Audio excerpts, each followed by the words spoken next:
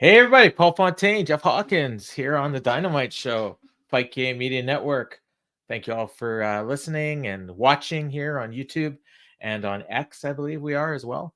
So if you haven't already, please subscribe to the Fight Game Media YouTube channel. You'll get alerts whenever our show or anybody else's is starting, including my brand new show, which I'll talk about at the end. But Jeff, it was a weird week leading into Dynamite this week. Tony Khan had previously said, I believe, that he was never going to cut anyone.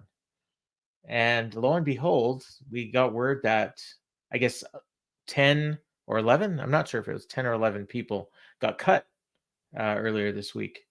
Mostly people that weren't being used. People like the boys, Joel, who people are surprised to know was still around. Anthony Henry, who was out injured, which is kind of sad. Dasha Gonzalez, ring announcer. Can't remember who else. The fact that I can't remember probably tells me that they're not super high. Oh, Parker Boudreaux. Yeah. Yeah. Oh, Jose the assistant. Yeah, that was another one who, I mean. My first thought was these are some weird cuts. Not that people were cut, but it's almost like, okay, 10 or 11 people, and it's very random because, and this isn't like everybody feels, I love Twitter because everybody feels guilty. Oh, we're talking about cuts and real people lost their jobs. It's like, well, it's a part of show business and sports, kids. Yeah. It's not being disrespectful unless you're rooting for it to happen, and nobody assumes that. But I haven't seen anybody happy about it, to be fair. The Anthony Henry one is the one that has riled people, and I think with good reason, because he was injured in a match with Brian Keith. Yep. In an AEW ring, I believe, or was it an indie show? No, it was on an indie show. Okay. Yeah. DFP, I want to say. I think it was the randomness of the cuts that got to me, because like Dasha is still used. She's on TV every week. Yeah, as ring announcer.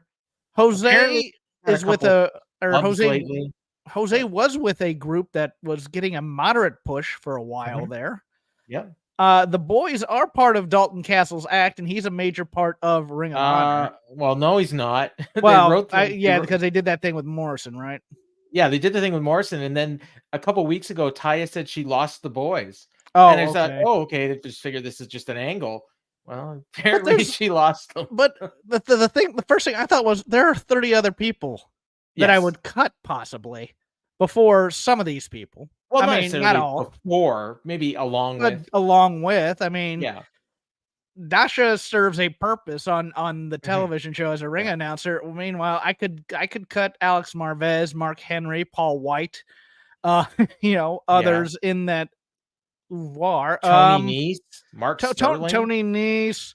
Sterling, I think, serves a purpose as a B villain, but he hasn't been around lately. Nope. That's the thing. Like these are people that you could cut them and you wouldn't even notice they were gone. And it goes to kind of a larger issue for me with AEW, and I don't know if I'm correct on this, so don't jump down my throat on this thing. But what the Monday Night Wars did to professional wrestling in general was it eliminated an entire class of wrestler in terms of the local talent, the young student or whatever who is in there for the prelim match. And then you have that next level up, the quote unquote jobber to the stars, JTTS or whatever, that could give you that great television main event and wouldn't win. But he would never, but you could then heat him up at any time by giving him a win on TV and pushing him up to like the lower to upper mid card. And then you have your headliners. But what the Monday Night Wars did was it took all these guys who were in your mid card and it made them lose a lot. And they were characters that you could never really recoup because you were using them week after week to lose, like say the Luchadors or in the other company, your Bob Hollies a lot of time. I mean, you could heat him up to a point through his just innate toughness and who he was, but nobody ever believed he was going to win a big match ever again. Yeah. And I think what AEW's mistake was they signed all these guys.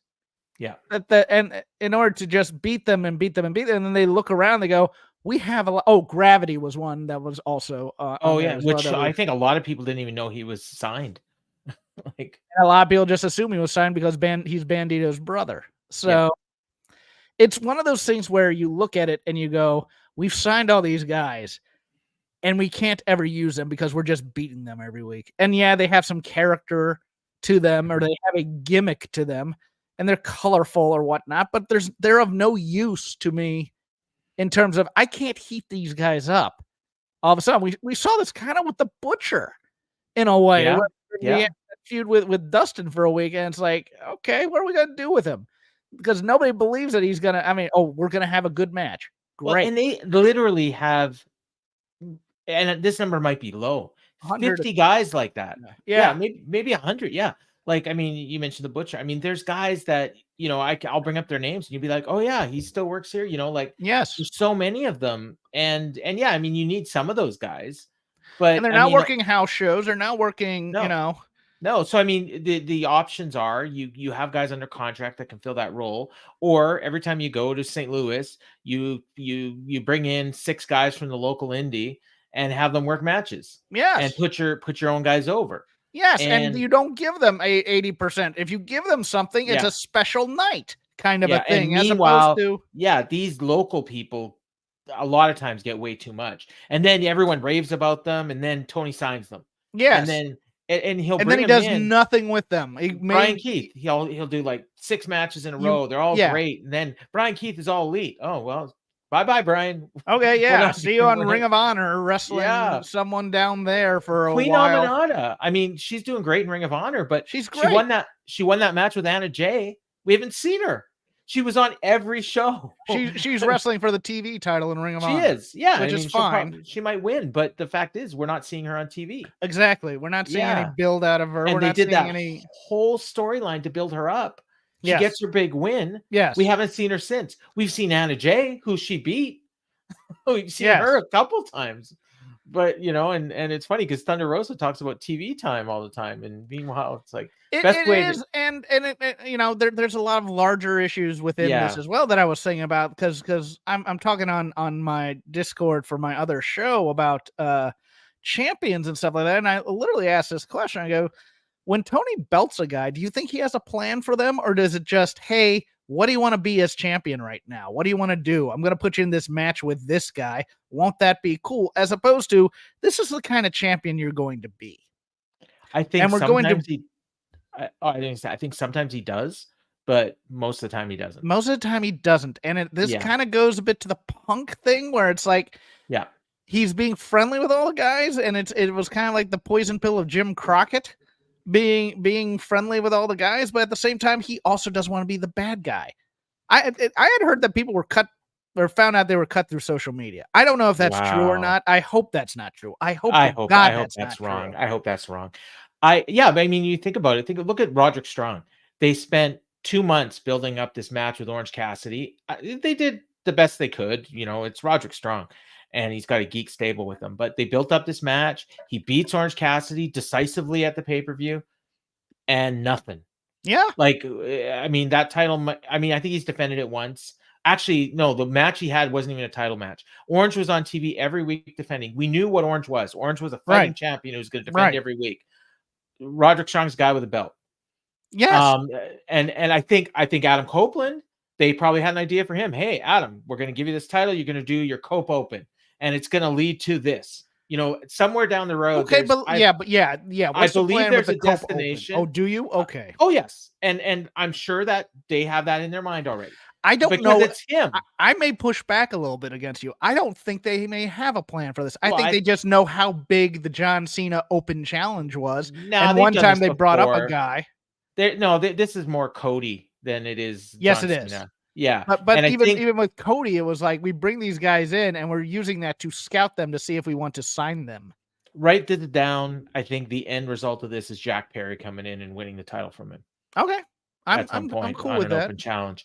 But yeah, I mean, Joe. I mean, they gave him the title, and I don't think they had a destination. No, I think it was probably Swerve. It was Swerve, but at the same time, it's like, did anybody think, oh yeah, we just put him in a triple threat with the guy, and then just went right back to him? Well, no, I mean, I think when he won the title from MJF, I think the idea was probably that Swerve was going to beat him on the next pay-per-view. Yes. But Joe was doing so well, and Swerve cooled off a bit. And they decided to be clever. And I love Joe as champion, but for me, the Swerve program isn't working. I know a lot of people tonight like it. Tonight was better. It was better. I will give you that. They got to what got Swerve over in the first place, but by the same token, if you really think about it, he looked like an idiot. Yeah. But we'll talk about that later. And then you got the women's champion, like Toni Storm wins this title. There's zero direction for her. Yeah, we're just other doing than the Mariah thing. May is way down the road, and it's just been punted even further now. Mm-hmm. And then Julia Hart, like, no, there's no direction for her. No. Like, I mean, yeah, you're right. The tag team titles probably there is, because the Bucks are probably going to win them. Well, okay, let's do something on a promo segment. What was the point of Mercedes coming out there, even though she's from the area? We'll talk about that. That is the single dumbest thing they've done in a long time. I am now. I mean, look, I was as high as anybody on signing her, and I'm just like, what? Yeah. Well, I feel bad. Did you watch Collision this weekend? Yes, I did. Man, I feel bad for Ricky Starks. Yeah, there's another one. Like Starks and Bill, like they lost the title and they dropped off the face of the earth. Yes. They come back and they have one match, and now Starks is injured. They made them super strong against FTR, and that was great. And then they never really followed up on that because they wanted to get to Sting and Darby. Yeah. And they easily could have had like FTR, like they could have had them come out and do something at the end of that match. Yeah. On the Monday after. We've not even heard a promo about, them mad at being lost the titles or anything. Like they just dropped off the face of the planet. Yeah, there's the lack of planning versus they're doing fine matchmaking, but they're not getting those building blocks. And this is what I formerly referred to as he can't cook, but I'm not going to get there because it's more of he won't cook at times. He will tell the carrots to chop themselves.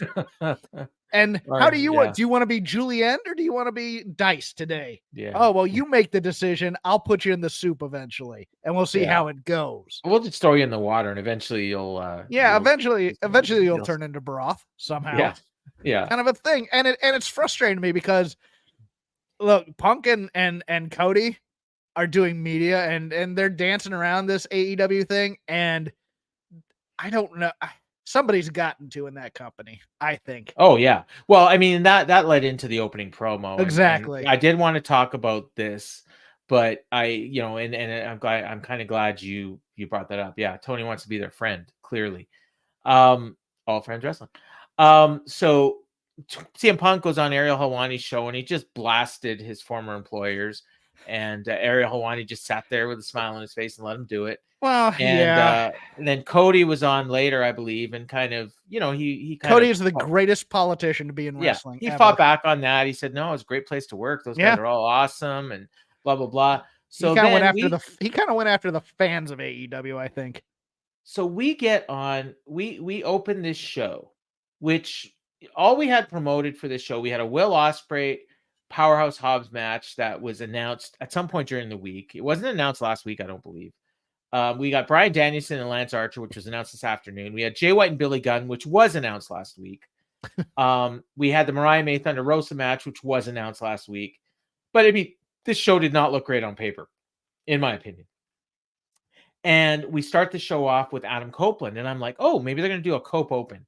That's what I was thinking too, especially after the hot reaction to the Matt Cardona match. Yeah, and also because I'd heard a rumor about somebody that might be doing a Cope Open. So, and it didn't happen. So we'll see. Maybe it'll happen down the road.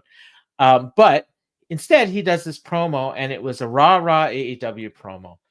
It was basically, so he says, I'm out here as Adam, not as your TNT champion. Hated that line. He is Adam. You are Adam. I mean, that's his character. And he had the belt. So he says, and his mic was acting up on him. And then he says, we've been getting a lot of negative BS spewed this all right, week. hold on. The second time the mic did that. You thought it was an angle. I thought it was an angle. I thought somebody was going to cut him off eventually and come out, and it was part of that. Negative feedback he was talking about. But no, instead it's the sound check wasn't done properly or whatever, and the audio issues that have plagued AEW now for 6 years are here again, and you're just like, this company.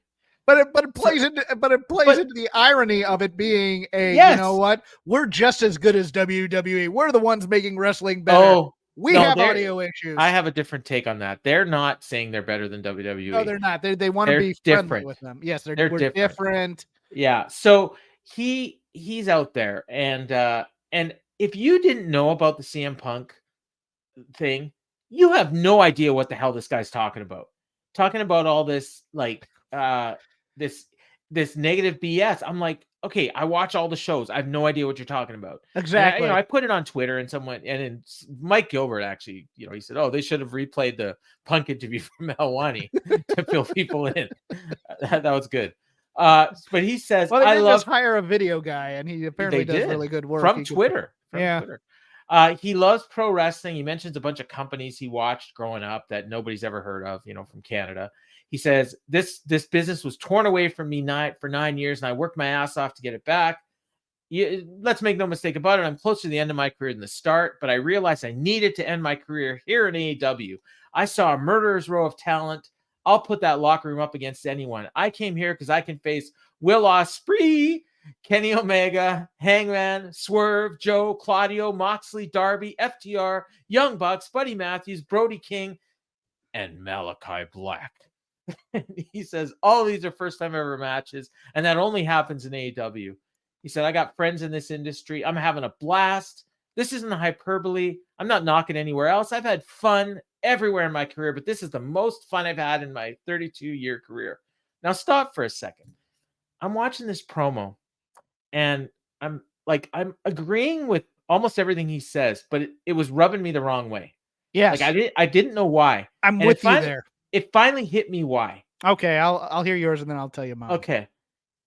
He came to AEW. He's told us before because he wanted to end his career tagging up with his best friend. Right. Instead, his best friend's an asshole, and he's been embroiled in a blood feud with his best friend ever since he got here.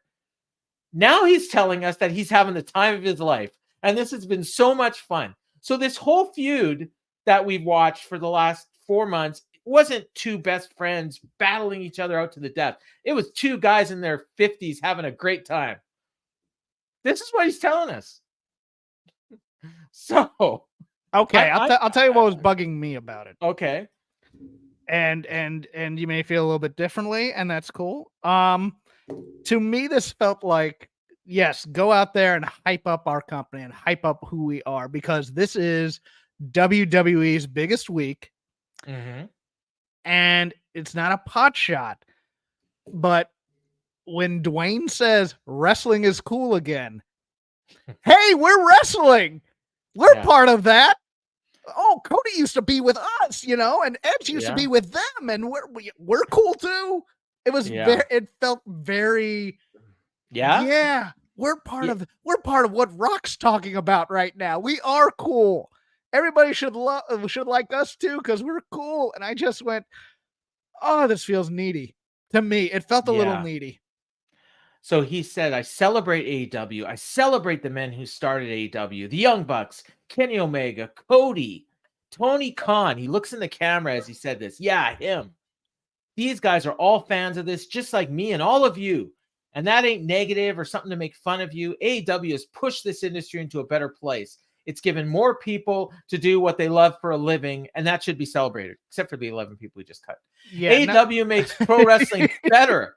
AEW makes pro wrestling more fun. AEW is where the best wrestle. We heard that line 15 times on Collision. Yeah. They eased up on it a bit tonight, but I was ready to blow my head off. Their sports entertainment were wrestling. This is where the big boys play. I will give them this credit. And this is a both sides thing. Cody said some very nice things about AEW. Yeah, he did. In terms of that. And then they reciprocated, AEW did, with a shout out on that promo. And then when the Bucks came out for their match, they go, hey, Scapegoat, love your work. Being serious. Oh, I missed that. Yeah.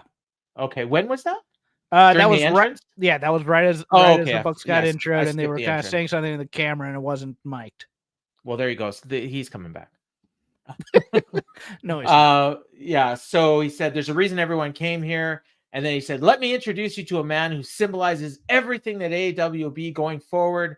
And he brings in Will Ospreay. Which is weird. Yeah. Because he's still a member of the Callis family. He's a member of the Callis family. Also, Will Ospreay said that one of his main goals, Will Ospreay said one of his main goals, that's what Edge called him. I know. I'm stop sorry. it, though. Okay.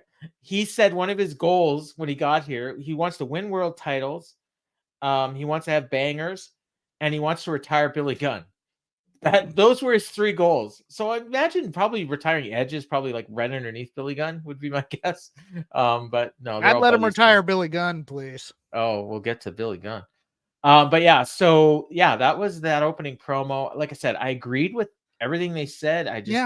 It just came off very needy, like you said. And I'm glad you brought up The Rock because it's funny because The Rock kind of did the same thing, but it didn't come off this lame. Like he just said wrestling is cool again and then left it. Like, and then he just went into his angle. Yeah.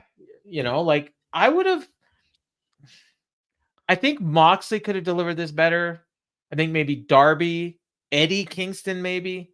But having Edge come out there who just came from WWE, like, yes. I don't know. Bryan Danielson? A guy who's not fully... Hell, Will Ospreay could have done this. Yes. Actually, that would have been my choice. Yeah. And he was going to do the first match anyways. And you see, everyone asked me why I had offers from all the big companies and I came here. The Edge or the Copeland part reeks of we need a guy that was a star somewhere else to say that we were cool too. Yeah, I didn't even pick up on that, but yeah, you're not wrong. And even the last angle came off, kind of like they were trying to do Cody and a little bit, Rock, but didn't quite get there. All right. So the opening match, Will Ospreay and Powerhouse Hobbs, 2 members of the Don Callis family. No reason for this match other than Will Ospreay's been going through the members of the Callis family for some reason. The idea is Callis is doing this as fan service. I mean, this is what he said. It took the fans about a minute to chant "Let's go, Will." So if you had that as a prop bet, you win. And the crowd wasn't terribly into it at first, but they eventually got into it because they're both pretty good at what they do. And if you close your eyes and picture a Will Ospreay Powerhouse Hobbs match, it's what you got. Powerhouse Hobbs worked him over. Will Ospreay would do moves every once in a while. This worked to his strengths as opposed to the Shibata match, which was totally a Shibata match. This was more Will getting to do what he does. Although I will say that I think of the 3 TV matches he's had so far, this was probably my least favorite. And I think Ospreay's settling in and maybe he's getting some advice to, tone it down a bit because it's TV and save the good stuff for pay-per-view. That's my guess. I don't know. As he lands on Will Hobbs's head. Yeah, he did that. He did at one point, he did the Os cutter and then Will kicked Will. I wrote down Will so many times in this write-up. I'm trying to figure out who I'm saying. Powerhouse kicked out, and then Ospreay did it. The surprise WWE face. Callis said it's the Don Callis family commitment to the fans. At one point, Callis says Will is the head on points, and then Tad says which one, and then he says, "Oh, I see what you did there," and joking and. That eventually got the fans chanting, "This is awesome." Callis called this the next evolution of pro wrestling, the Don Callis family against each other. Okay. Like the last 2 times. So Powerhouse Hobbs hits a power slam for 2. He lowered his straps. He went for a power slam, but Ospreay countered into a DDT. Went to the top, hit a sky twister press. That's where he landed on his face. And then he hits him with the hidden blade, and that was that. And yeah, it was a excellent match. On the Will Ospreay scale, it was okay, but on the scale of 98% of the people in the world, it's like the best match they could possibly have. The match was fine. Yeah. I liked it, but TV Jeff's going to come in here and go, "Why are we watching this match right now?" Well, don't know. Because I want the story. I want the logic. I want to know why Don Callis is putting his people against Will Ospreay. And I thought there was a nice opportunity when Will Hobbs starts destroying him for Callis to realize he's an idiot and say no, because he teased it. It's like, you're killing the golden goose. Yes. And every time either one of them was on offense, like, he didn't really show any favoritism to either guy. He didn't show any favoritism. He wasn't, I mean, he would have been much better off commentary and just watching, you know, with like a pensive look or something to that effect. I want the reasoning. I want him to say, if he goes through all these people, then he is the alpha of my family or something to that effect. I want this to make sense.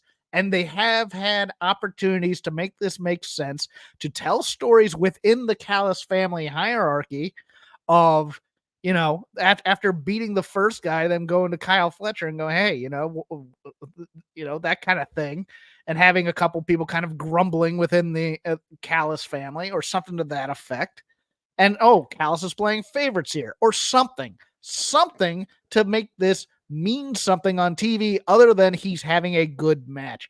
And my God, thank God, Ospreay is basically begging for forgiveness on that pin to Hobbs for landing on his head and making sure he's okay.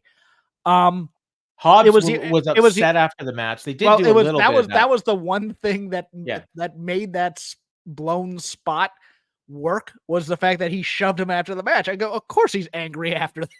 Yeah, so a little bit of like shooting there. I and that made sense to me. But at the same time, I'm watching this and going, I've been waiting now 3 weeks for the story of the Callis family and what we're doing here. Is it possible they don't know? I think it's obvious they don't know. Okay. Because, and then the funny thing is I've told better stories on this show about what could be happening within the Callis family than I think the thought they've put into it. I think eventually, like next week, or no, the week after Swerve beats Joe, it'll be, now Will's going to turn on Don Callis, or Don Callis is going to put Will up there and say, here's my champion. And then eventually Will Ospreay will turn on Don, and then he'll be the babyface champion we all want, or whatever. I think it's going to go longer than that. I think that at Double or Nothing, we're going to get the BCC against the Don Callis family. And the Don Callis family is going to lose, and then they're going to blame Will Ospreay. Okay, I'm fine with that, I guess. Yeah. So I think we got probably, a little less than 2 months left of this. That's just my prediction. I don't have any inside info or anything like that. Although that would be the time then for Will to go through all the members of the Don Callis family. Yes. But instead, he'll go through all the members of the BCC. Probably. Yes. Which will make sense. Yeah, no. But so we got Ospreay leaving and Danielson entering at the same time. So they've done this before with Danielson. And Excalibur points out that he wasn't scheduled to come out until after the commercial. So, like, who played his music then? But he did. Tony Khan's a madman. He just wanted to stir up shit. So Bryan Danielson comes out there. They kind of just have a little smiley face at each other, and nothing happens. And then Danielson goes to the ring, and he stands there for 5 minutes while they do the commercials. Now, the other weird thing about this is Ospreay is, he's aligned with heels, but he's clearly, the fans are cheering him, so everyone says he's a babyface. But then you've got Danielson on the other side, who at times acts like a heel. He just came off of that feud with Eddie Kingston, where he was definitely a heel. But now he's clearly a babyface. Teaming with Shibata on Saturdays. Team with Shibata. He's working the crowd. He's doing the yes kicks, everything like that. He's facing Archer. He's clearly a babyface. So this match, I guess, is babyface, which, it's fine. That can work. And it's a dream match. It's that's the whole thing. Like, the only reason we have to care about this match is because it's an AEW pay-per-view and it's a dream match, and it's going to be a 6-star match. Like, that's it. Like, and then you don't need anything else. Like, honestly, in this market, for the AEW people that buy pay-per-views, like, really, you don't need anything else. Look, if you want to settle for just the AEW audience and be secondary, great. They can do the story of they just want to see which one of them is the best. Yeah, that's it. That's the story. But Bryan Danielson's been losing every single big match he's been in, so we know who the best is. He's going to lose this one too. And then, see, that's the thing that's driving. Yeah, a lot of things, little things are driving. Where's Jake Roberts tonight? He just re-upped his contract. Why is he not there? when his guy is actually on Dynamite? There's your answer. He just re-upped his contract, dude. He's sitting at home spending his money. Get paid. So speaking of Archer, he comes out. He attacked Danielson before the bell. We just signed you. Stay home this week. Yeah. The ref doesn't even check to make sure they're okay. He just rings the bell. Like normally they like will separate them and they'll, are you okay? Are you okay? And no, this time he's just going to wrestle because he was probably afraid that Archer was going to beat him up. So Archer basically beat the crap out of Danielson for most of the match. And then eventually Danielson comes back and, worked over his leg. He was working over his leg through a lot of the match. At one point in the match, Taz pointed out that there's a 10-inch weight advantage and a 10-inch height advantage and a 76-pound weight advantage. And then he says he made those numbers up. So, okay. I'm glad you brought up Taz because this was the match where my joke was Anthony Henry with a wired jaw would be better on commentary than Taz in this match. Oh, that's mean.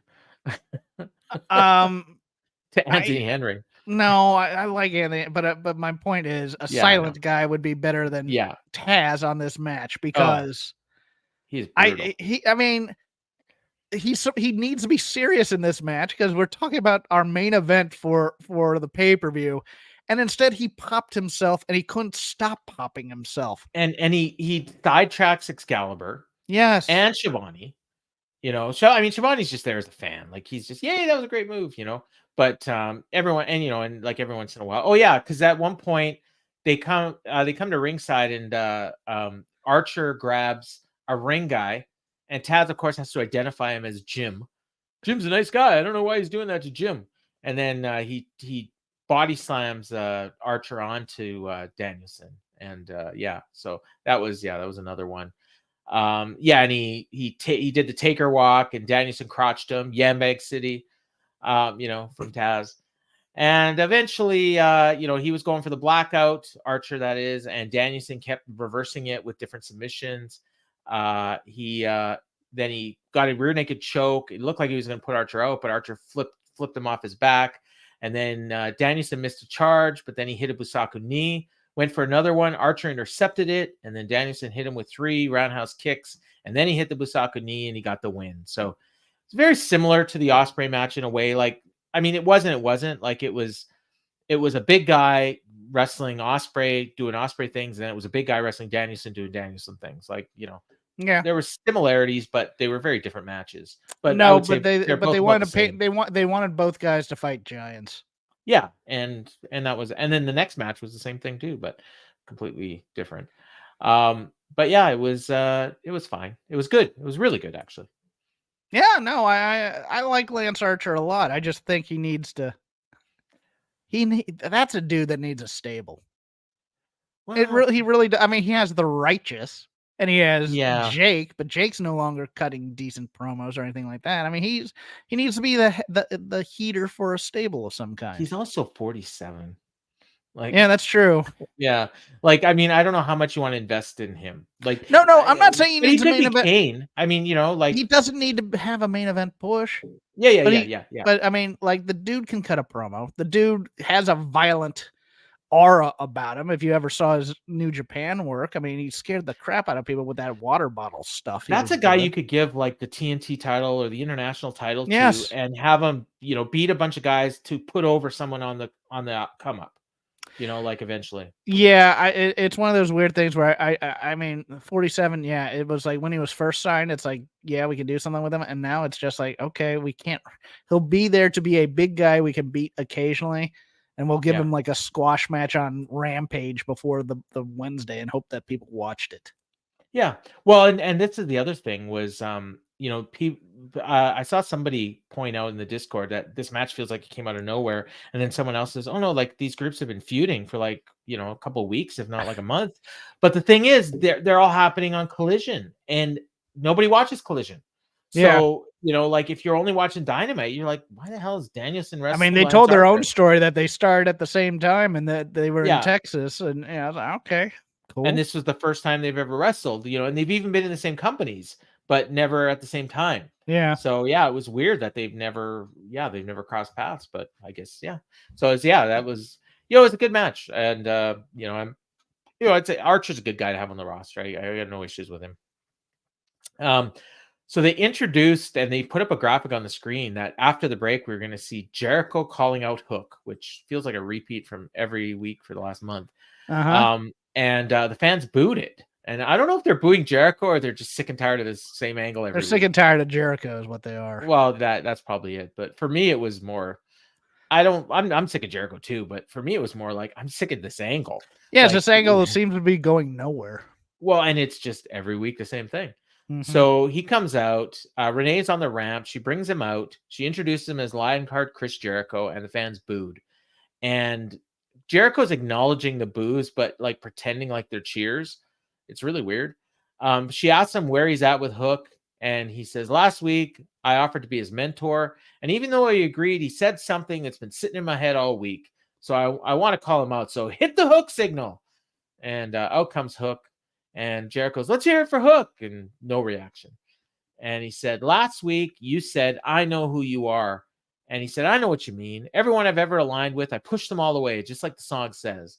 But when you play the game at the highest level, the rules are different.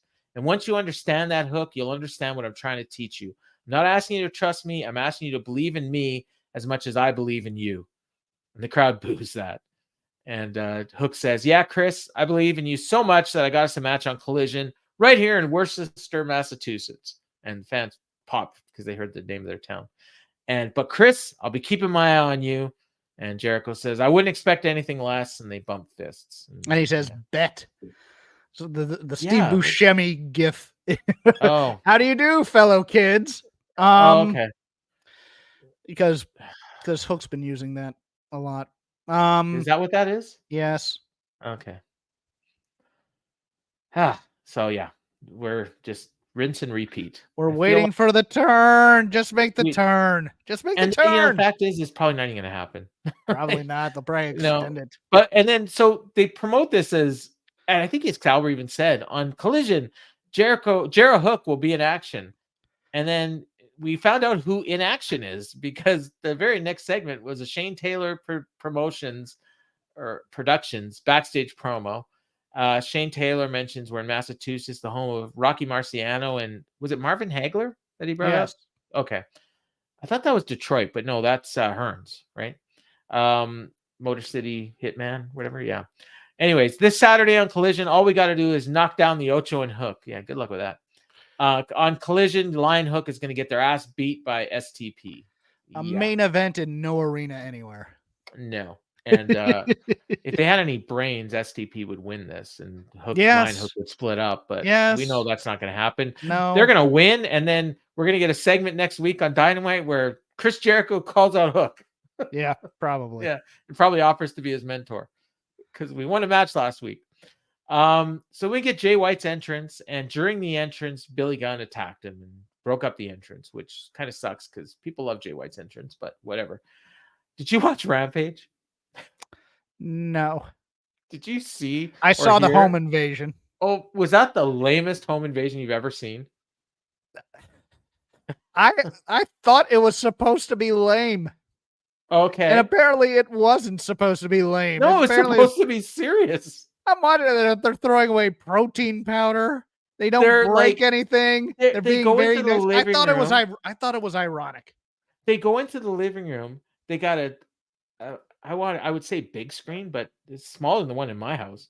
And Dynamite's airing on this thing, and it just so happens to be the match where Billy Gunn is with Jay White, like on the TV at the exact time that they're there. And of course, they're not home. So Billy Gunn left his house with Dynamite on, and they just happen to walk in while the Billy Gunn match is playing. Yes, I threw away a man's protein powder. Yes, they did. Then Billy Gunn comes in and he chases these geeks away. And that's it. That's it. Like, that's it. He was going to break the TV with a bat, but before that happened, the Billy Gunn thwarted it by himself while Mama Gunn looked on, curious. Gunn did have one good line, one of the Gunn brothers. It's not illegal because it's family. Yes. That was good. If you're related. I think it was. It's not illegal if you're related. Yeah. Which somebody tell Dominic Mysterio that he did a hard time. All day. Yeah. Sheriff Dan Barry put him in jail. Yeah. So they that was the reason for this match. And so this freaking match. So Billy Gunn beat the crap out of him for an hour, and then they went to commercial. People in the Discord were saying, "Oh, I thought this was the commercial." Like that they were just killing time. No, they went to commercial, they come back.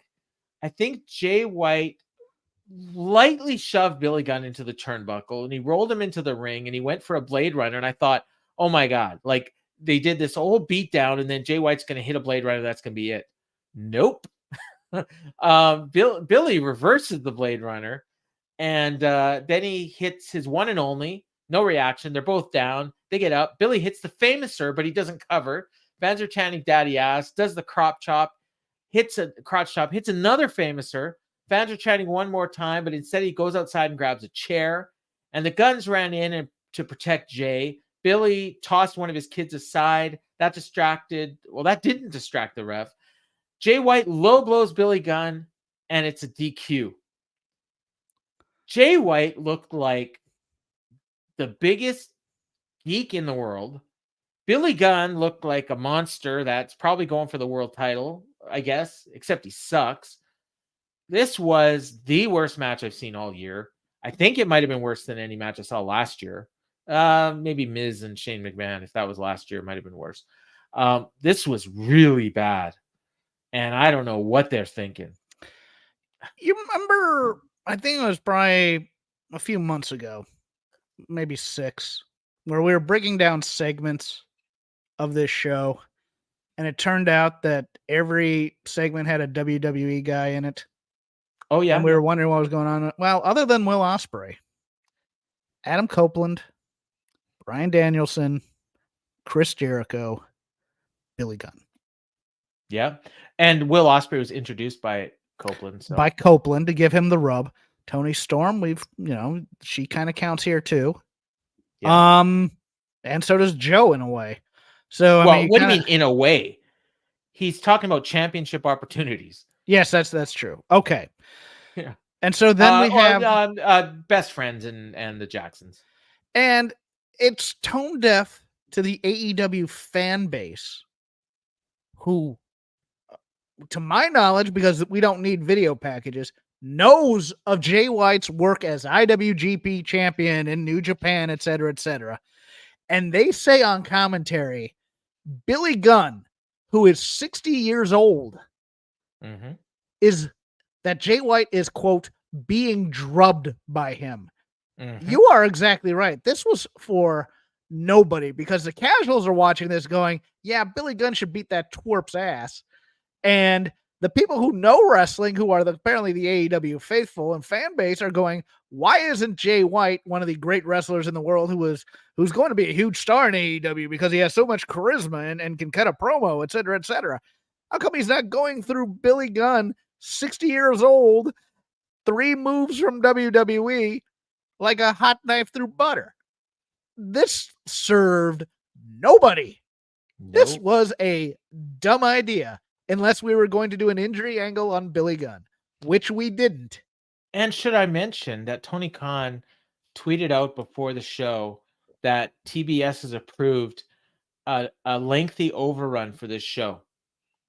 Was that so we could get Billy Gunn in there for 15 minutes beating up Jay White? It was so we could say there was an overrun. Because they could have cut 10 minutes off this match. I don't know how long the match is. I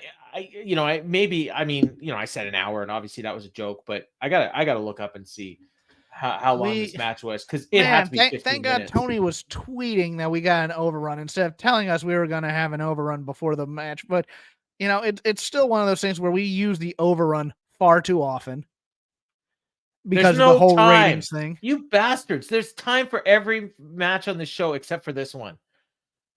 You cage match bastards. Maybe because everybody went to get a snack during this match. Maybe they're still going. Might be. Yeah. I couldn't believe this match. I'm watching this going, who is this for in terms of people who watch AEW? And I mean, and so the only defense of this I've seen is, well, it wasn't great, but I know Jay White's going to get his win back at the pay-per-view. I'm like, I don't want to see these guys on the pay-per-view. Like, no. I mean, they're probably going to do a lot of people are watching more wrestling during WrestleMania week. Maybe we'll get some new fans by having Billy Gunn be strong against this guy they don't know. Yeah, I don't know. This was bad. This was really, really bad. I'm sitting there literally just with my jaw open going, what? So that wasn't it, by the way. So they do a 3-on-1 attack after the match, but the Acclaim made the save, and they quickly got the advantage. They were about to suplex Jay onto a table, but the Guns made the save. The crowd didn't like this at all. No. And like the Acclaimed I don't know what's going on with them. They're kind of almost acting like heels at times, and I feel like they're probably going to turn on Billy, but I don't know. This was bad. That's it. I have nothing else to say about this. All right. Earlier today, an economy car arrived, and it was the Jacksons. I think it was an Uber. And then Sue and the best friends arrived in another Uber. So I'm sorry. I need to laugh at. Did you watch the Punk interview? No. Okay. Apparently, one of the main things that angered Punk and got under his grill, and he called out because Tony Schiavone came to him to deal with Jungle Boy. Right. Yeah. And this idea to use the car, but apparently Jungle Boy's thinking, nobody smartened him up to how they did things in the Attitude Era, was that we'll just rent a car and we'll bust up the windshield and then we'll return the rental car. and Punk's side of the story, and don't get me wrong, Punk is the answer to all problems if anybody would just come talk to him, which angered me in so many ways. But he's like, no, you idiot, we're not going to do that because then these rental companies won't rent to us anymore, you dummy. And I go, that's the jerk with the point right there. Yeah. And it's sad because you have to acknowledge it. Wow, that's I almost want to go back and listen to it, but I just don't want to give that. Because it was the implication. It's like, yeah, what are you gonna do? I'm gonna take a pipe to this windshield. Yeah, on a rental car. Did you? Yeah, just buy a beater and then do it. Yeah. All right. So yeah, they're both. I don't know. There's probably some joke I didn't get about why they were both in freaking Ubers, but anyways. That was just for the match that's going to happen later on tonight. They announced that Julia and Willow are going to be wrestling for the TBS title on Dynasty. And then we get Remarkable Renee on the stage, and she wanted to bring out a little ray of sunshine, Willow. Now, this segment was both the best thing on the show and the worst thing on the show. I agree. Willow. Although I don't know why. Last week, you won a 4-way for a shot at Julia. How's it feel? She says, I'm feeling mother fluffing great. And the crowd is eating everything she says up. Yeah. And she's with Statlander and Stoke, and they're just sitting there silently beside her. She says, I want to know how Worcester, Massachusetts is. And they all cheer. And hello, everyone at home. I hope you're feeling as great as they all sound. I really, really love this city. For years and years, I busted my butt in this town. I packed myself up and I drove up and down the parkway. A lot of times this girl was beside me. We'd wrestle at the White Eagle. And the fans went nuts. I have no idea what the hell she's talking about, but they clearly did. And obviously it sounds special to you. It's special to a lot of us. We've had great nights there. This is a home away from home. This is where I learned who Willow Nightingale is. Every time I question if a girl like me belongs in pro wrestling, every time I wonder, and she stops and the crowd's going nuts. And she said, this is it. Every time I wonder if a weird, quirky, unconventional, chubby, curly-haired freak like me could make it, your cheers reassured me. This applause is what helped water me and made me blossom into the woman that stands in front of you today. This woman who challenges Julia Hart for the TBS championship at Dynasty. I'm so confident from your love and support. I'm going to be the smiling face of TBS. Somebody should have cut the segment right there. And they should have taken out the mother fluffing. That took me out for a bit, and then I got back into it. It's her. It's her. Then, I get it. It was just dumb to me. But I mean, if they would have ended the segment there, yes, that would have been so perfect. Yes. Yeah. you have anything else you want to say before I explain why this was the worst segment? No, because I'm ready to rail on why this segment was bad. No. What happens is oh no, first of all, we got Stokely. We got Stokely, which was fine. Says, I'm going to say something special about this young lady. Last week she had, as the kids say, a banger, and she knocked it out of the park. She's something special. She impresses me and she impresses the world. Think about it.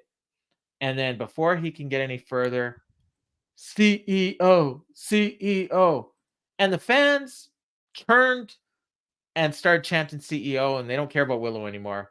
And Mercedes comes out and she says, Worcester, please say hello to your CEO. Now, Willow, I can't wait to watch you tear it up with Julia Dynasty. CEO, CEO. Because whoever's going to be the TBS champion at Double or Nothing, I got next. Because in Vegas, money changes everything. That's it. She cut her WWE scripted promo and killed the segment. Dead. This was an example of you needing to yes and her. And she needed to come out there and goes, you are special. Go out there and get the title, and I'll be waiting for you. How about instead of CEO or nothing. I'm here for nothing. But if you're going to take her out there to get, because this is another move of being gotten to or afraid or whatever, because we need the WWE person to go out there and give her the rub, but she's going to be in character at the time. You know what? Call an audible. You hear this reaction for Willow. Have a sense of what's happening. Yes, I agree. Yeah. I mean, she's out there and she's got the crowd in the palm of her hands. They loving her. This match with Mercedes isn't for another 8 weeks. I think 7 weeks, maybe. Yeah. They've got a match in between. You don't need her here. Although she's from the area, so it's no. You could have had her come out, and Mercedes going to speak next week. Yes. And you could have put her on Collision. And then say, you know what, Julia and Willow have a match coming up this week. I've talked to Tony Khan. I've got the winner of Julia Hart and Willow. You do that in a completely separate segment. You don't need to kill Willow's heat. Or at the very, very least, you drop the CEO character, which was what I was thinking. This doesn't need the big character right now. This needs Mercedes putting over Willow. And saying how much she likes Willow in terms except she doesn't like Willow. Well, no, not the character. Not the character CEO. I'm saying Mercedes likes Willow. Oh, okay. That needs to come across on screen, and it needs to be put over Hart. And instead, we're doing the goofy character. We're doing the goofy character. I don't think that's the story they're telling. I don't want it to be the story. I want it to be Mercedes the person likes Willow the person. That is what I'm going for here, because this is her star turn. True. I think it's true. There's no way in hell we're going back to that if she doesn't like that match that she did in Long Beach. No, but yeah, now you're talking about like just completely dropping the CEO character. No, I'm not. I'm talking about dropping it for a week. I'm talking about. Then just don't even do it. Just don't even do the segment. I'm fine with that, but I'm saying if you're going to do it, we need to cut out the theatrics, and we need to make this bare bones, and we need to make Willow the star here, and that would be fine too, because the obvious thinking was we're going to put Willow and Mercedes in a segment together, and Mercedes going to give her the rub here a little bit, that kind of a thing. But the funny thing is I don't think they realized how over Willow was going to be. I don't either. And I would have called an audible, or at least I would have said, Mercedes, go run in front of that big TV, and we're just going to have you watching the promo. And just because this is Massachusetts, I mean, clearly these fans thought Willow was their hometown girl. And not to say they rejected Mercedes. They reacted to Mercedes because she's a star. They plugged Willow as the hometown girl here, though. Yeah, that's the weird thing. It's like, why would you bring out somebody to steal her heat? Well, they did. So, yeah. It was something else, and I mean, I didn't know Willow had that in her. You carrots, Julia and yourselves here, and jump in this water here, and then we'll turn you into. And I'm going to be really, really upset when Julia loses the title to Willow, and then Willow drops it right away to Mercedes. I am going to not be happy with that. Well, Mercedes isn't going to win clean over Willow. True. That's gonna be the heel turn, and now we're finally gonna get her in her natural state of being. Stokely's probably gonna turn on her. That's what I'm thinking too, because Stokely talked about hey, I'm gonna be serious here for a minute. I think Stokely and Mercedes are gonna be a crew. Could be, and maybe Statlander too. Possibly. All right. Next, we got the Jacksons and the Best Friends, and they had actually a pretty good match. I thought this was the best Young Bucks match that they've had, other than the Sting match at the pay-per-view, obviously, but best TV match they've had for sure. This was they were a little more trying to win a match as opposed to just making a joke out of everything. They were wrestling in their goofy suits. The Best Friends, so it was Orange Cassidy and Trent, and they came out with Chuck Taylor and Sue. Sue sat at ringside. At one point, Matt had done super kicks to everybody, and then he was about to do one to Sue, and then he stopped and he went to give her a fist bump, and instead she slapped him. And am I terrible that I kind of wanted Sue to take the kick? No, everyone knows I hate that Sue. heat would have been enormous, dude. Yeah. I mean, and he wouldn't have come anywhere near her. No, it would have been the safest spot ever, and I was here for it. I was waiting for it. I was like, I know, because Sue can't throw a slap.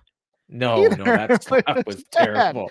But the match itself the match was fun, and I thought for a moment that maybe it did the one thing I didn't think it could do. I thought maybe the Best Friends pull an upset here. They set this up really, really well, because they did that spot, and then that led right into the spot where are we here? Sorry, I lost my spot here in my notes. Well, that led right into they went into the ring. Orange Cassidy hit Matt with an orange punch. Trent hit him with knee strikes. Then Orange Cassidy took out Nick. They hit the Storm Zero, but then Nick broke it up. And then Trent went to get a kiss from his mom.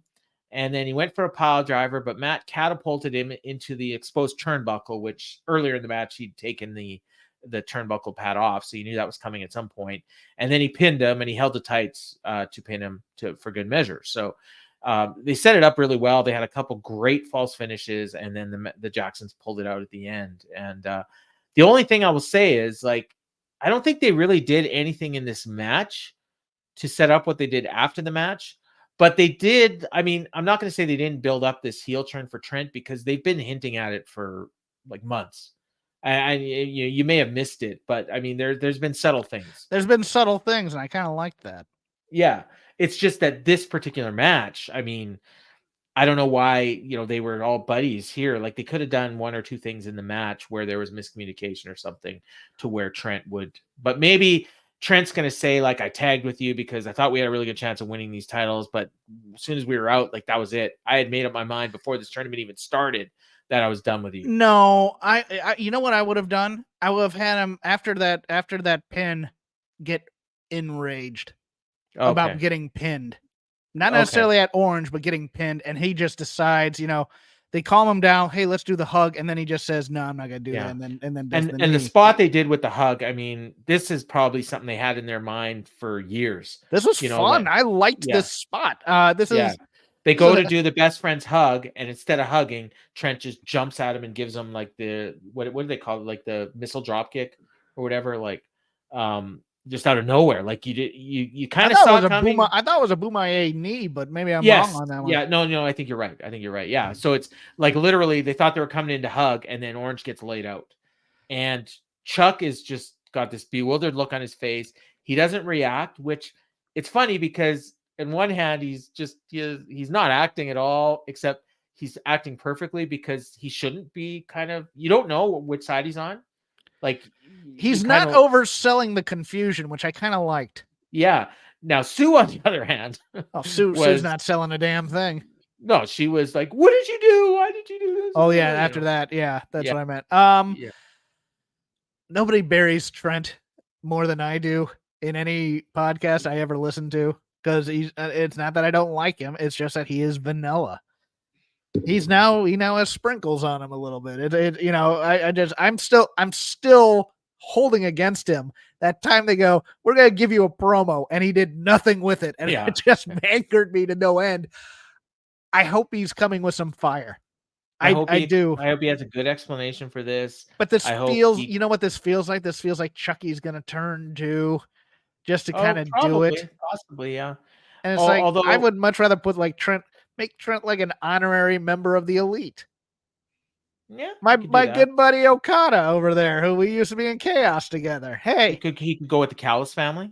He could. I mean, I want something different from other than he's heel Trent and he's doing kind of the same crap.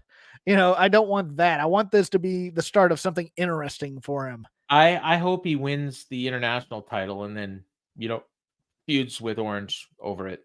Maybe they could do a match at Wembley or something.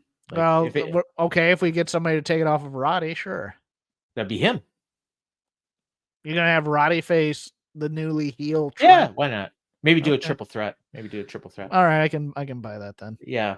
This was good though. I like the heel turn. Yeah, I did. I thought this was well done.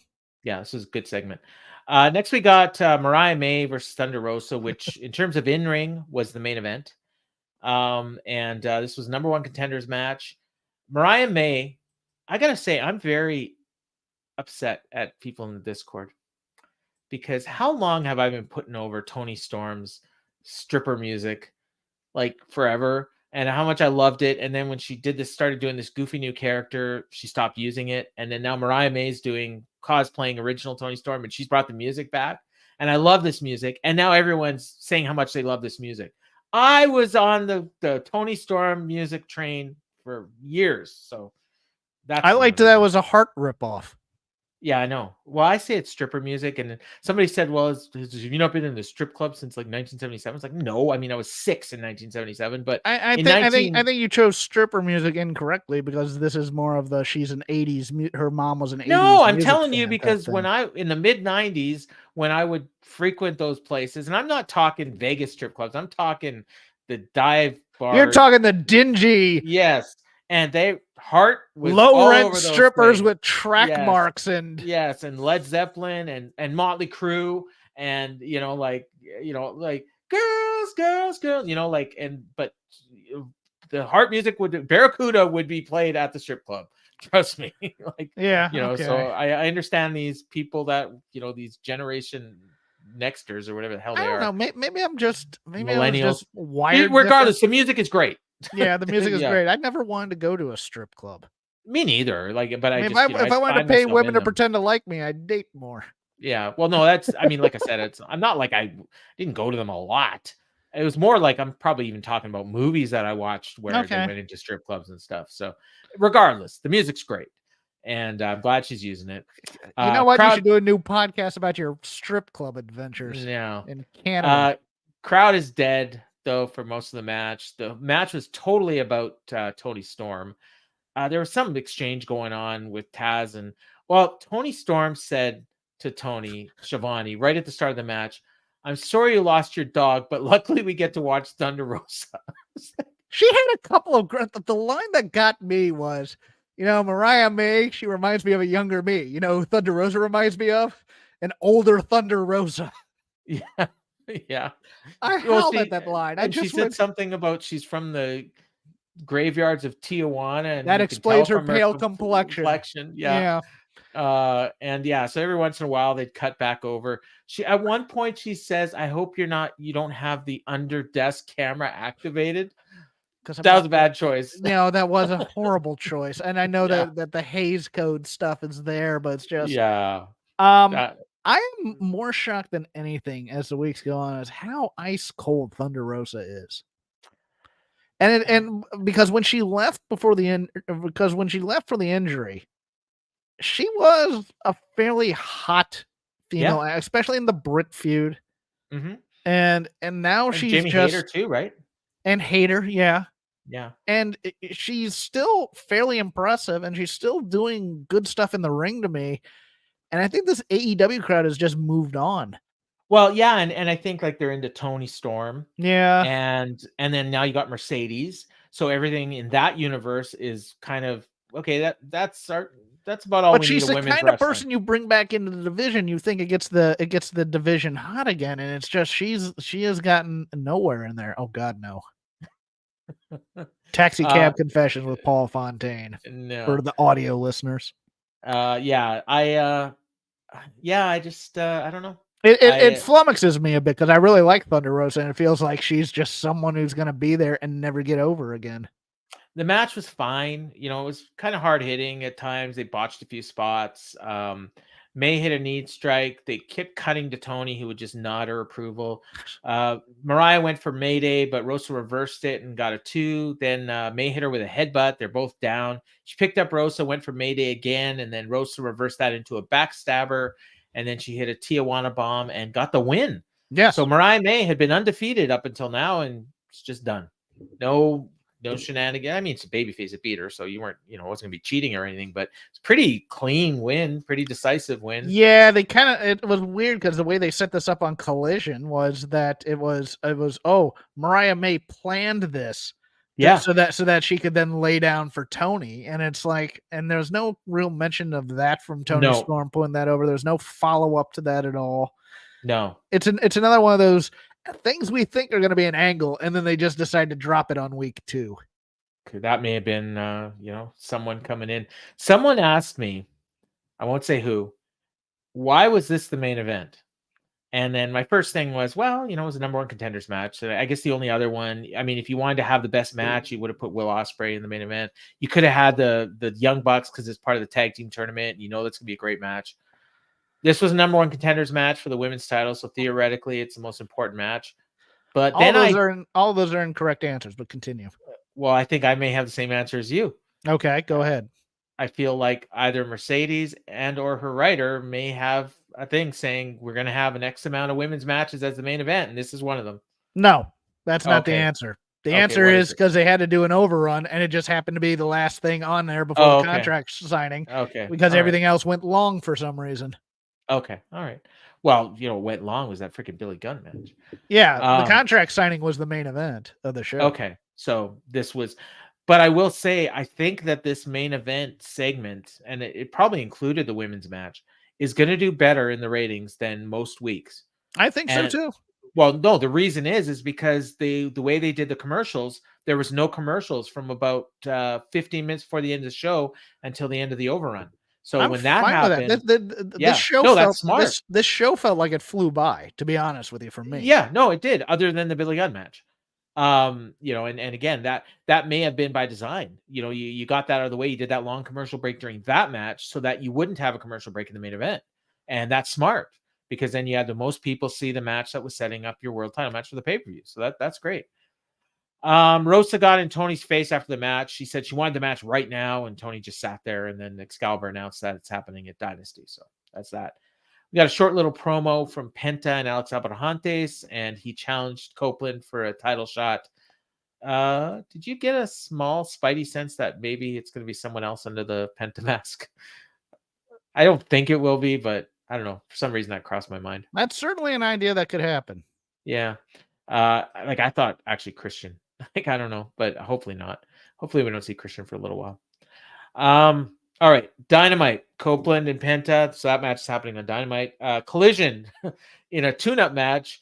Penta is going to face Commander, and Excalibur wonders maybe Commander's going to play spoiler. Probably not. And next up is the main event contract signing. So we got a table in the ring. Samoa Joe, sadly, was not in a suit. He was wearing a t-shirt and jeans. So sad. I really like Joe when he's not wrestling, coming out in a suit. And Swerve is in his big fur jacket with the chain. And so Joe tells Shivani to shut up right at the start of this. He says, obviously these people like you a lot. I should point out they were chanting whose house, Swerve's house for like 3 minutes. So I thought I'd give you some advice before you sign this contract. You're working with some bad information. I've watched your whole career. This was funny because he goes from your career-defining feud, and I figured he was going to bring up Killshot with Adam Page and your meteoric rise to not one but 2 championship opportunities. So he's watched the last 4 months of Swerve's career. Pretty much, yeah. Yeah. He says, how else could this end but with a big victory and everyone celebrating a new champion? But see, Swerve, that's the bad information you've been working with. The truth is, signing this contract, Swerve, is doom and destruction. A career-defining mistake to get in the ring with me right now. I'm going to beat you down so severely that you're mentally scarred like you left Diddy's party too late. Ooh. He said, so, my brother, now that you have the right information, why don't you do the right thing? And crowd's chanting, Swerve's house, Swerve's house. So Swerve says, before I sign this contract, Joe, I just want you to know I've wanted this moment my whole life. I've dreamt about this moment because I didn't believe it was actually possible. At this point, the fans start chanting, Joe is going to kill you. Understand my destination is filled with a long, winding road of roadblocks. When I arrive, that feeling is sweet. My journey took me to main eventing Dynasty, and we're building a dynasty. Signings like Okada, Monet, Ospreay. Truth be told, and he pauses for a second, and the fans start chanting MJF. And both Joe and Swerve, like, we're not expecting this. But he goes on and he says, Joe, I understand this championship is bigger than both of us. I understand the dangers of facing you for it. And at this point, I noticed this crowd is just not into this at all. And neither was I, but continue. He says, everything about your title reign has been dangerous. You're the definition of a killer, but so am I. And on April 21st, I show you that I'm every bit of the man. I got the keys to the dynasty, and I turn AEW into whose house? Swerve's house. Now run the fade on that, bitch. And Swerve, the valiant babyface, attacks Joe and tries to choke him out with his chain. Joe no-sells the choke, headbutts him, and steals his chain and punched him in the face. So Swerve goes down. The camera films him the whole way. Might as well have done a close-up shot of Nana handing Swerve a blade. Swerve cut himself. Luckily, he didn't film that. And then, so he's bleeding like crazy. And then Joe grabs a chain. He's just beating him down with the chain. And then he finally, the refs break him up, and he starts walking up the ramp. And Swerve, recovers a bit. He's still down, but he's got a mic. And he starts laughing. He's covered in blood streaming down his face. He said, "Hey, Joe, I love this shit. And if you think that's all, if you think that's all you got, then I'm taking your championship from you." And they cut to Joe, and he looks all shocked. And he grabs a pen and he rubs it in his forehead. With the idea was he was going to put blood on the pen so he could sign. But he starts signing, and all you see is blue ink. No, all you see is blue ink. So then he grabs more blood and he just drops it all over the page. And then the announcers say he's signing it in his own blood. Not exactly, but they tried. And he says, yeah, and that was it. And then the fans are chanting, "You sick fuck." And then Joe rushed to the ring and he attacked him again, gave him a uranagi through the table. Fans chanted, "Holy shit." And Joe posed over him with the belt. So he totally made Swerve look like a geek, but the fans were like more into Swerve at the end of this than they were at the beginning. So in some ways, I guess it was a success. I did not like this promo at all. The Swerve part or all of it? Both parts, because neither part rang true. Okay. Yeah, there was no personal connection in this back and forth. It was a WWE exposition-y promo. At the match, whatever. I want to know why these two don't like each other. And the whole thing with Swerve is he's telling this story of challenges and tribulations and blah, blah, blah, blah, blah. And we've not seen any of that on TV. I think that's what the fans don't want to hear. I do too. Look, yeah. and then the punchline is, because he's bleeding, we're now going to harken back to the Hangman Page Swerve, when we should have been having the Hangman Page Swerve this entire time, where it's like, look, I'm twisted. I'm willing to take a beating. I'm willing to drink my own blood. I'm ready to bleed to take you out. And then that being creepy enough to spook Joe. But this was the Black Knight from Monty Python type of a thing, where it's like, I got beat up and I'll continue coming back for you. The Joe part was bad too, where it's like, all I want to hear about is how Joe likes being champ. And then I'm gonna beat you because I've beat you before, Swerve. I beat you in the three-way. It's the easiest thing to do. And it's like, look, I get that, okay, I'm gonna sign the contract in my own blood, but we've just kind of been doing weird attacks with each other type of a thing. It doesn't feel like a hateful feud per se to me. It's just one of those weird things where it's like, we wanted to do this thing, it was an idea and they never got there to me. You know what it reminded me of was Joe Gacy and Dijak from a bit. NXT, like where he just keeps beating on him. He just keeps coming back. And the idea is we're supposed to be freaked out, or like Seth Rollins and Bray Wyatt. You know, like the idea that you got this guy that just can't be killed, and you've got another guy that just seems to thrive on getting beat up. And that's an interesting story. It is, but they didn't tell it. Well, and that also doesn't fit Swerve's character. And it did until they decided he needed to be the babyface in a feud. Well, yeah, but I'm also just saying, like, the whole idea of this mogul, you know, with the fur coats and the chains, and all that he needed to be was the baddest dog with the biggest bark, and that's all he had to be. I would have liked to have seen him get something on Joe here, but I also think that part of this is the WWE influence of, okay, he's winning the belt at the pay-per-view, so we're going to get all the heat on him. Yes, no, exactly. Yeah, and you don't have to do that. You could have had Swerve, like I said, Jason had the point, and the segment with Swerve signing the contract in blood, and it kind of works. You could have even had Swerve attack Joe on his way up the ramp. The money is in the tension of the fight. It's not in, the table spot or whatever. It's like, I want to believe that these two guys at the end of the day want to kill each other, and that they will be driven to doing very violent things to each other to try and win this title. It has nothing to do with spots, Uranagi through the table and him going, oh, look at me. I saw my own blood and I love this stuff. That was a character they could have built, but they never did. They built the underdog story with Swerve, where he's traveling up and down. And he's been in this business for so many years. And then all of a sudden they decide they're going to flip the switch, and he's back to the Nick Wayne house invasion Swerve. And it's like, no, pick one of those. The story that they're actually kind of telling, if you really listen to the promos, is Swerve's story is 6 months ago, before the Hangman feud, they decided that they're going to elevate me and make me the first Black World Champion. Yes. And Joe's story is, well, I was the guy that was picked to beat MJF, and I'm just going to be a transitional champion to hand the belt off to you. But fuck you, I'm beating you. It's an office politics promo where it's like, we're building that. We've signed Okada. Yeah. Why in the hell does that have to do with anything having to do this match? We signed all these wonderful guys that are the best in the world, except like we're fighting for this world title. Yeah, you know what I mean? It's like, it was like, no, that was my problem. It was about the company when it should have been about them, and it wasn't really about them. It was about two guys pretending to be in a title fight, and because they don't really, you're right. They don't really have that personal. Like, this would work better if it was Hangman and Swerve for the title. Because those two have a personal thing. Yes. Hangman and Joe even have a personal thing. That three-way ruined this match, because what it was Swerve just saying, "No, I don't accept that loss." Yeah. Oh well.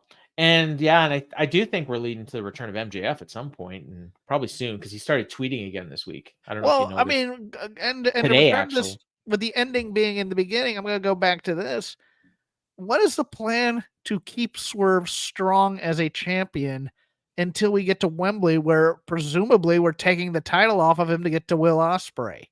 Because if they don't have that in stone right now, if they're just going to let Swerve say Swerve's house and let Nana dance a bit, it's just going to be another boring feud. He's going to beat MJF at Double or Nothing, and then at Forbidden Door, he's going to beat some random Japan guy. Yes. And then that's going to lead to Will Ospreay beating him for the title at Wembley. Okay. Unless he's suddenly hot and they decide to pivot and say, you know what? Let's make it a three-way. Well, let's put somebody. Let's put Jericho in there. No, we'll wait a year for Ospreay. We'll give him a big win, but he won't be going for the title until next year. It's not like we have to belt Ospreay right now. No, we don't. Like, they could wait a year. We could build Swerve up as something special here, but it just doesn't feel like we're still trying to be confused on as to whether or not he's a babyface or a heel. We still have Nana with him. I think he's better as a heel, to be honest with you. I do too. He was sinister as a heel. The whole sinister thing came out great as this, and it's the MJF problem. Oh, people are cheering him now. They want to say Swerve's house, so now we need to turn him babyface. When we really haven't gotten to the peak heel version of this character just yet. Yeah, we got close. We got close, but so that was that. I mean, it's AR Fox's fault. If you like good matches and you fell asleep during the Billy Gunn match, and this was a great show. I don't know. The main event wasn't great. I thought the show was good. I just found some of the tone confusing. Yeah, that's fair. Like that first segment totally threw me off for a loop, and then the Billy Gunn match with Jay White, you're just watching, going, "What?" Yeah, and that was a good portion of the show. And then you too. watch Mercedes come out and blow Willow's heat, and you go, "What?" Yeah, but other than that, I mean, some good stuff on the show, and the Edge promo too. You're like, what? Yes, 3 WWE people. Imagine that. Mm-hmm. Someone pointed out, and I'll put him over, John Muse, and it's so obvious, but he said it, so I didn't think of it. You got a WWE writer comes in and is writing for a WWE character, and you get a WWE segment. You shouldn't be shocked. No. And that's what. Yeah, I mean, but that's the risk you take. Somebody who's been in the system for that long, are they a system person, or are they somebody who can think outside the box? And I warned about this when she was hired on, I guess, probably in my other territory. I think I might have said that, but yeah, I mean, and that's the whole thing is it's the whole, man, you have creative freedom to do whatever you want in this company. And that becomes a paralysis of analysis type of a thing. It's like, well, what am I going to do? I know how to do WWE stuff. I haven't been doing this, blah, blah, blah. I'm not ingrained in old wrestling territory stuff. And I know the Monday Night Wars, and I know that the NWO and Rock and Austin and stuff like that. It's like, you have a whole history of wrestling to pull from, but if you've been in the system for a while, it's what you know and what you think is successful. Yeah. All right. Well, that'll just about do it. Jeff, tell us about this weekend. Big weekend coming up. Oh my goodness, possibly the biggest week in professional wrestling, and boy, did it get to a hot start when Vince McMahon leaked a letter. And then CM Punk went on Ariel Helwani, and then we still have Becky Lynch and Ronda Rousey sniping at one another. We have Cody Rhodes trying to be the best politician ever. Drew Gulak trying to cop a feel. Drew Gulak has been accused of some terrible stuff. Yeah. And we're also going to talk about Stand and Deliver and WrestleMania. Did you see the ticket sales for Stand and Deliver? No, I have not. Did they sell Take a guess. Take a guess. How many tickets you think they sold? Out of how many? They're running like the hockey arena. So no, they're running at the Wells Fargo Center, aren't they? Yeah. So take a guess. Well, I'm gonna say 8,000. That's about what I would have guessed, and I would have thought that would have been really good. They got over 13,000 tickets sold for that. Trick Williams, people want to see. Yep. Yeah. I was shocked when I saw that, and then people are like 2,500 for the ROH show, and hey, good for ROH. Good for NXT, man. The last show I saw there was that was Gargano versus Andrade, which was just a banger of a show. Yeah. I love that. We're gonna talk. Myself and Chris November are gonna talk all about all of this on Shake Them Ropes. Hopefully recording tomorrow, so it's in time for a weekend preview. So you will get all our previews, all our choices. Will Cody finish the story? We'll see what happens on Jimmy Fallon, but I don't know if that'll be before we post. But and that'll drop within your Voices of Wrestling feed or our own feed. You can also follow me at Crap Game 13 on Elon Musk's X. Arcane references, opinions that people don't like, etc. Other than the WrestleManias and NXT, what else are you planning to watch this weekend? Probably nothing. Really? Okay. I'll watch Hall of Fame, I think. Oh yeah, I'll watch that. And look, the indie shows aren't my thing anymore for the most part. Bloodsport is tempting. I'm planning on watching Bloodsport. I'm gonna watch the For the Culture show is kind of tempting me because I love both D'Lo Brown and Too Cold Scorpio, who's on the show. I'm gonna watch Ring of Honor for sure, and then some of the GCW shows look interesting. There's a Stardom show on Triller too, which I've never seen. That's true too, and I'm it's one of those things where it's like, look, if I were there and I could watch it 2 p.m. on Friday, great. But I'm working, and so I may not be able to get to it. And then this weekend is just so chock full of WWE dominating things that. Oh yeah, and regular stuff too. Like I like to watch Blue Jays, and they're playing and everything. But yeah, it's big weekend. Oh, and the Final Four is on, and my mom's alma mater is in it, so I'm gonna watch that too. Clark. Yeah, she's a killer. All right, for me, I started a new show this week. It aired Monday night, and it's on this very YouTube channel. I had Kevin Ely as my first guest, and my second guest coming up this coming Monday at the same time, 10 p.m. So right after the Raw After Mania, you can tune in and watch us. It'll be Jeremy Finestone, and he's going to talk about stuff that made him happy in his wrestling fandom. So, and we maybe some WrestleMania stuff in there. So check that out. I was really happy with the first episode, and I'm hoping got a lot of people that want to come on. Hopefully I'll get Jeff on at some point. Yes. And yeah, it's pretty cool idea, I thought, and in concept it's working pretty well too. So check that out. So for Jeff Hawkins, I'm Paul Fontaine, and this has been the Dynamite Show. Put my hands down my pants and